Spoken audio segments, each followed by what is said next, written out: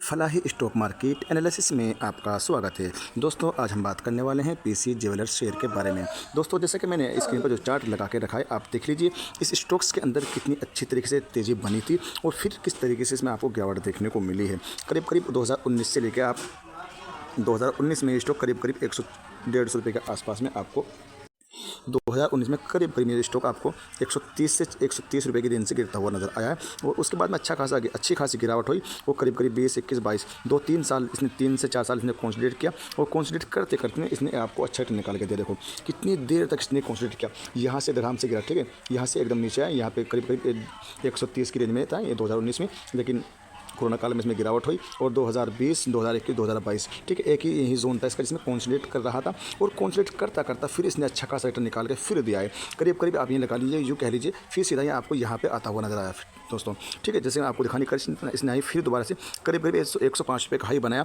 105 रुपये का हाई बनाने के बाद में फिर इसमें एक अच्छी खासी गिरावट आपको देखने को मिली। फिर से रेंज में वही जिस रेंज में ये कंसोलिडेट पहले कर रहा था, यहाँ पे कंसोलिडेट कर रहा था, फिर उसी जोन में जाके ये कंसोलिडेट करना शुरू कर दिया। इस रेंज में कंसोलिडेट कर रहा, अब ये यहाँ पे कंसोलिडेट कर रहा था काफ़ी दिनों से, ठीक है, यानी रिटर्न भी निकाल के दिया। लेकिन अब हमें जानना ये है कि इसका टारगेट क्या रहने वाले हैं। बने रहिए वीडियो पर, लेकिन वीडियो को शुरू करने से पहले आपसे एक मेरी छोटी सी रिक्वेस्ट है, अगर आप मेरे चैनल पर पहली बार विजिट की है तो प्लीज़ आप मेरे चैनल को ज़रूर सब्सक्राइब कर दीजिएगा और बेल आइकन को दबाना ना भूलें। जी हाँ दोस्तों, बिल्कुल हम फुल एनालिसिस करके बताएंगे इसके टारगेट क्या हो सकते हैं, कहाँ तक जाने की संभावना है, क्या इसमें गिरावट हो सकती है या नहीं। देखो दोस्तों, मैं आपको बिल्कुल बताने की कोशिश करूँगा। देखो, इसमें फिलहाल तो मुझे तेज़ी नज़र आ रही है, लेकिन तेज़ी कहाँ तक नज़र आ रही है, कहाँ तक की संभावना मेरे को बन रही है इसमें तेज़ी फिलहाल जो मैं लेकर चल सकते हैं आप इसके करीब करीब 57 रुपये के टारगेट फिलहाल आप लेकर चल दीजिए। 57 रुपये के ऊपर में अगर ये क्लोजिंग देता है, 57 रुपये के ऊपर में पहुंचता है, तो फिर आप इसके और करीब जाइए और तेज़ी और भी बरकरार रहने वाली है, क्योंकि इसमें करीब करीब फिर 75 रुपये से संभावना बन रही है, फिर 90 रुपये से उम्मीद मेरे को बन रही है। ये अपने बावन में एक हाई की तरफ रवाना होने की तैयारी में मेरे को लग रहा है।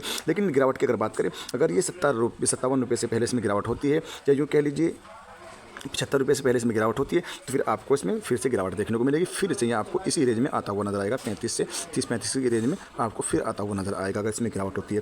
लेकिन अच्छी बात क्या है, 57 रुपये के ऊपर में अगर जाता है तो फिर आप इसके टारगेट लेकर चल दीजिए। करीब करीब 75 रुपये के टारगेट इसके आप लेकर चल सकते हैं। 57 के बाद में करीब 60 से 15 रुपये का टारगेट फिर लेकर चल सकते हैं आपके, ठीक है। तो मेरी संभावना जो है इसको करीब करीब 57 रुपये तक तो बिल्कुल जाना चाहिए और इससे पहले इसमें कोई दिक्कतों का सामना ज़्यादा नहीं करना चाहिए आपको, ठीक है। लेकिन इसमें गिरावट होगी, फिर इसमें प्रॉफिट बुकिंग भी होगी। इसमें जब प्रॉफिट बुकिंग होगी तो शॉर्ट टर्म वाले सही समय पर अपना प्रॉफिट बुक कर लेना, ठीक है। और किसी वजह से अगर ये 57 रुपये के नीचे आगे क्लोजिंग देता है ना फिर इसे गिरावट में, तो फिर होशियार रहिए, फिर से 30 से 40 की रेंज में फिर से आता हुआ आपको नजर आ सकता है पीसी ज्वेलर्स से। अब हम बात करते हैं इसकी ताकत एंड कमजोरी की दोस्तों। जैसे कि मैं आपको बताने की कोशिश कर रहा हूँ, दिखाने की कोशिश कर रहा हूँ इसके पास में ताकतें हैं, भरमा रहे या नहीं, इसके हाई और लो की हम बात भी करने वाले इसी वीडियो में, बने रहिए दोस्तों।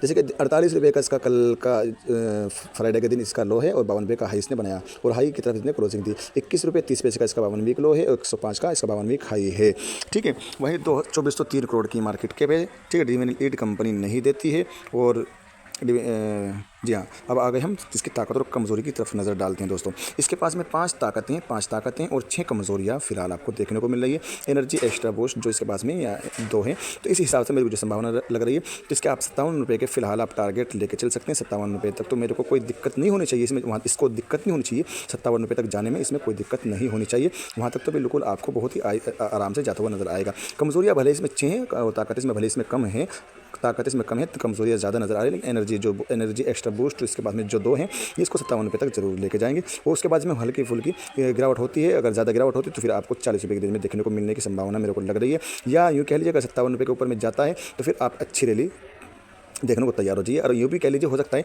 अपने 52 वीक हाई की तरफ भी जाएगा, क्योंकि तो कोई भी स्टॉक्स आपको सीधा आसमान की तरफ भागता हुआ नजर नहीं आता। उसमें अगर उसमें 2-3 दिन तेज़ी रहती है तो उसमें एक दिन उसमें गिरावट भी आपको देखने को मिलती है। तो शॉर्ट टर्म वाले वहाँ पर अपना प्रॉफिट बुक कर लेते हैं, लॉन्ग टर्म वाले बने रहते हैं, ठीक है। तो दोस्तों, तो और इसका हम टेक्निकल सपोर्ट की अगर बात करें, रजिस्टेंस एंड सपोर्ट की बात अगर हम करें तो भी हम इस पर भी चर्चा कर लेते हैं, दिखाने की कोशिश कर रहे हैं आपको। देख लीजिए रजिस्टेंस का जो पहले निकल का 53 पैसे का, दूसरा 54 पैसे का, तीसरा रजिस्टेंस का 57 रुपये 2 पैसे का। जो मेरी संभावना 57 रुपये 2 पैसे का रजिस्टेंस इसके पास तक ही बिल्कुल आपको खुशी जाता हुआ नजर आ सकता है पीसी ज्वेलर्स, ठीक है। अगर इसके बाद में इसमें गिरावट होती है, किसी वजह से गिरावट होती है, तो पहला सपोर्ट इसका जो बन रहा है 49 रुपये 32 पैसे का है। अगर यहाँ पे सपोर्ट ले लिया तो अच्छी गुड न्यूज़ है, अच्छी बात है आपके लिए। और अगर यहाँ पे नहीं हो तो 46 रुपये 98 पैसे का दूसरा सपोर्ट है। या यूँ कह लीजिए तीसरा सपोर्ट इसका 45 रुपये के आसपास में यहाँ पे आपको सपोर्ट लेता हुआ नज़र आ सकता है दोस्तों।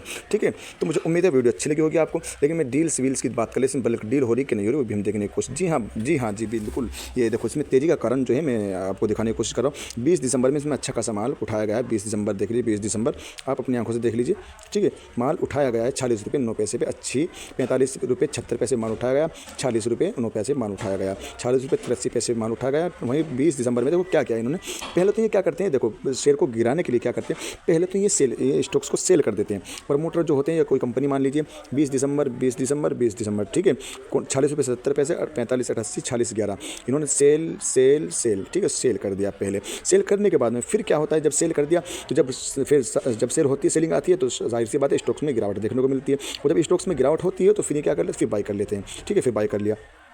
ठीक है, फिर बाई भी किया, बाई करने की वजह से इसमें आपको तेज़ी देखने को मिली है। और ये देखो गिरावट क्यों, सेल क्यों करते हैं, सेल इसलिए करते हैं जो पब्लिक है, जो रिटेल इन्वेस्टर जो है वो ताकि डर के माहौल में अपनी क्वांटिटी बेचकर बाहर भाग जाए। और उसके बाद ये प्रमोटर या कंपनी वगैरह जो भी होती है इसमें बाई करके बैठ जाते हैं, फिर इसको ऊपर भगाते हैं। फिर हमें लालच पड़ता है ये स्टॉक तो बहुत भाग गया, फिर हम उसमें खरीदारी करते हैं। जब हम उसमें खरीदारी करते हैं फिर उसमें प्रॉफिट बुकिंग प्रमोटर करते हैं, और जब प्रमोटर प्रॉफिट बुकिंग करते हैं तो जाहिर सी बात है स्टॉक्स में आपको गिरावट देखने को मिलती है। तो मुझे उम्मीद है आपको वीडियो बहुत अच्छी लगी होगी। अगर आपको वीडियो अच्छी लगी हो तो प्लीज़ लाइक करिएगा। मेरे चैनल पर पहली बार आपने विजिट किया तो प्लीज़ मेरे चैनल को जरूर सब्सक्राइब कर दीजिएगा। Thanks for watching video.